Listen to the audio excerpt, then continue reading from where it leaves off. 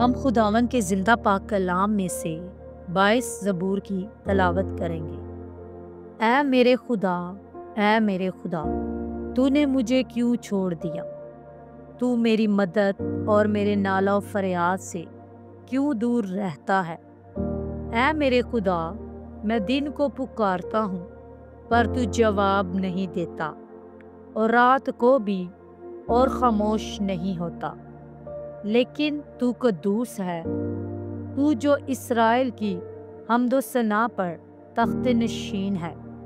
ہمارے باپ دادا نے تجھ پر توکل کیا، انہوں نے توکل کیا اور تو نے ان کو چھڑایا۔ انہوں نے تجھ سے فریاد کی اور رہائی پائی۔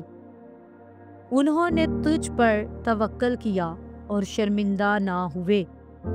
پر میں تو کیڑا ہوں، انسان نہیں، آدمیوں میں انگشت نما ہوں اور لوگوں میں حقیر۔ وہ سب جو مجھے دیکھتے ہیں میرا مضاحکہ اڑاتے ہیں، وہ منہ چڑھاتے، وہ سر ہلا ہلا کر کہتے ہیں، اپنے کو خداوند کے سپرد کر دے، وہی اسے چھڑائے۔ جبکہ وہ اس سے خوش ہے تو وہی اسے چھڑائے۔ پر تو ہی مجھے پیٹ سے باہر نکالا، جب میں شیر خوار ہی تھا تو نے مجھے توکل کرنا سکھایا۔ میں پیدائش ہی سے تجھ پر چھوڑا گیا، میری ماں کے پیٹ ہی سے تو میرا خدا ہے۔ مجھ سے دور نہ رہ، کیونکہ مصیبت قریب ہے، اس لیے کہ کوئی مددگار نہیں۔ بہت سے سانڈوں نے مجھے گھیر لیا ہے، بسن کے زور آور سانڈ مجھے گھیرے ہوئے ہیں۔ وہ پھاڑنے اور گرجنے والے ببر کی طرح مجھ پر اپنا منہ پسارے ہوئے ہیں۔ میں پانی کی طرح بہہ گیا، میری سب ہڈیاں اکھڑ گئیں، میرا دل موم کی مانند ہو گیا، وہ میرے سینہ میں پگھل گیا۔ میری قوت ٹھیکرے کی مانند خشک ہو گئی، اور میری زبان میرے تالو سے چپک گئی۔ اور تو نے مجھے موت کی خاک میں ملا دیا، کیونکہ کتوں نے مجھے گھیر لیا ہے۔ بد کرداروں کی گروہ مجھے گھیرے ہوئے ہے، وہ میرے ہاتھ اور میرے پاؤں چھیدتے ہیں۔ میں اپنی سب ہڈیاں گن سکتا ہوں، وہ مجھے تاکتے اور گھورتے ہیں۔ وہ میرے کپڑے آپس میں بانٹتے ہیں اور میری پوشاک پر کوڑا ڈالتے ہیں۔ لیکن تو اے خداوند دور نہ رہ، اے میرے چارہ ساز میری مدد کے لیے جلدی کر۔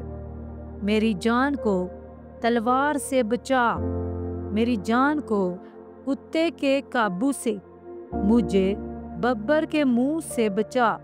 بلکہ تو نے سانڈوں کے سینگوں میں سے مجھے چھڑایا ہے۔ میں اپنے بھائیوں سے تیرے نام کا اظہار کروں گا، جماعت میں تیری ستائش کروں گا۔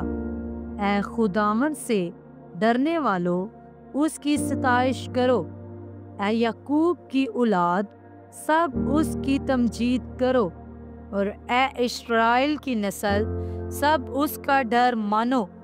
کیونکہ اس نے نہ تو مصیبت زدہ کی مصیبت کو حقیر جانا، نہ اس سے نفرت کی، نہ اس سے اپنا منہ چھپایا، بلکہ جب اس نے خدا سے فریاد کی تو اس نے سن لی۔ بڑے مجمع میں میری ثنا خوانی کا باعث تو ہی ہے۔ میں اس سے ڈرنے والوں کے روبرو اپنی نظریں ادا کروں گا۔